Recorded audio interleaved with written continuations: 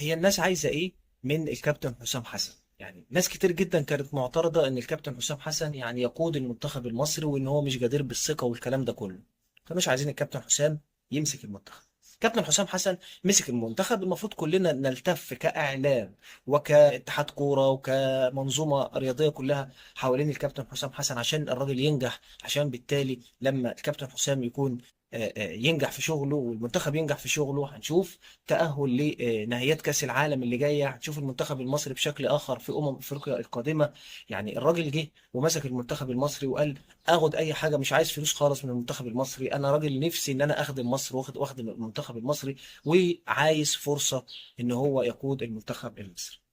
الناس بتطلع في الاعلام بتتصيد الاخطاء، اصل امام عاشور ما سلمش على مش عارفه الكابتن ابراهيم حسن وهو خارج، وشويه محمد صلاح ما رضيش يتغير في مباراه غينيا بيساو.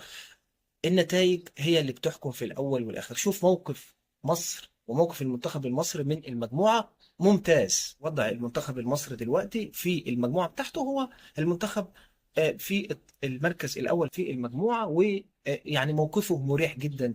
نشوف الاصعب من كده وهو وضع المنتخبات الاخرى الافريقيه. هنلاقي وضع معظم المنتخبات الافريقيه الكبيره، خلي بالك بنتكلم على المنتخبات الكبيره، هنلاقيها معظمها مش في التصنيف او في الترتيب الاول في مجموعتها، بالعكس هنلاقيها ممكن في مركز تاني او تالت، وبعض المنتخبات زي منتخب نيجيريا ممكن نلاقيه في المركز الرابع والخامس في المجموعه. يبقى احنا بالنسبه للي بيحصل في قاره افريقيا هناك تطور في القاره، هناك فرق جديده، بنشوف مدغشقر، بنشوف موريتانيا، بنشوف الموضوع في افريقيا بيتطور مش زي زمان، مش زي الاول. ما ينفعش نقارن المنتخب المصري بجيل حسن شحاته، كل وقت وليه فتره والاداء بيختلف والتطور في الكوره عموما بيختلف. ندي الكابتن حسام حسن فرصه ان هو يشتغل، نديله فرصه ان هو يقود المنتخب المصري، ان شاء الله التوفيق دائم للمنتخب المصري. كنت عايز اتكلم على النقطه دي لان انا شايف في الاعلام ناس كتير جدا بتتكلم عن بعض الحاجات البسيطه وبعض الحاجات اللي هي المفروض ما تنذكرش، ان احنا لازم كلنا الكف حول المنتخب المصري عشان ينجح في